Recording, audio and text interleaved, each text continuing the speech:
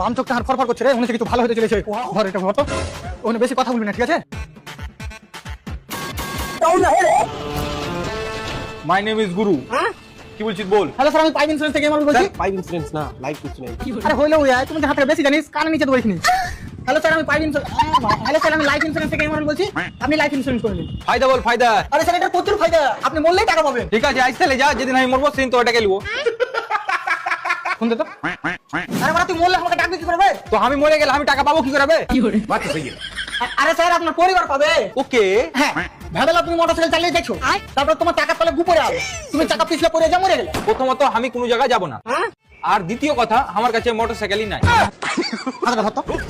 আরে স্যার, ভেবেলা তুমি তোমার বন্ধুর বাইক নিয়ে যাচ্ছো। ও বালের কথা, আর বন্ধু তো এমনিতে দিবে না, ওর সাথে আমার ঝগড়া হয়ে আছে। আরে ভেবেলা তুমি সারা বছর কষ্ট করে কাজ করে একটা বাইক কিনলে। ও বালের কথা, আমার দ্বারা একদিন ঠিকঠাক ভাবে কাজ হয় না সারা বছর। ও আমি পারবো না, আমার হাঁটুতে ব্যথা।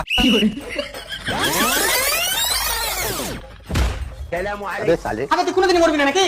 হ্যাঁ মরবো। তাইলে এখন তো আমার ছোট ছোট জিনিসের লেগে মানুষের মৃত্যু হয়ে গেছে। যেমন যেমন ভেবেলা তোমার পেটে গ্যাস হলো, তারপর ওই গ্যাসটা তোমার বুকে উঠে ব্যথা শুরু হয়ে গেল। বাপরে, দিয়ে ওই ব্যথা তুমি সহ্য করতে পারলে না, তো তুমি হার্ট অ্যাটাক করে মরে গেলে। বালের কথা, আমি হার্ট অ্যাটাক করার চান্সই দিব না। যেমনি গ্যাস উঠবে তেমনি ক্যাপসুল খেলবো।